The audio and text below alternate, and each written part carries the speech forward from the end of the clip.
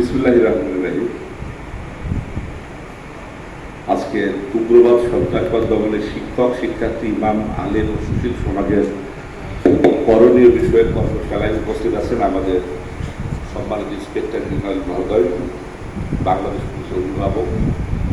উপস্থিত আছেন এই কর্মশালার যারা আয়োজক, আমাদের বাংলাদেশ পুলিশের নবগঠিত ইউনিট অ্যান্টি-টেররিজম ইউনিটের সম্মানিত প্রধান অতিরিক্ত আইনজীবী মহোদয়। উপস্থিত আছেন এটিও সম্মানিত ডিআইজি মহোদয়।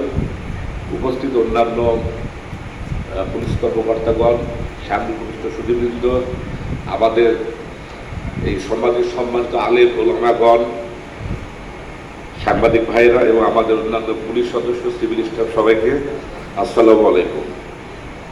আসলে মূল প্রবন্ধ আমি উপস্থাপন করব, আপনারা ইতিমধ্যে জেনেছেন। তো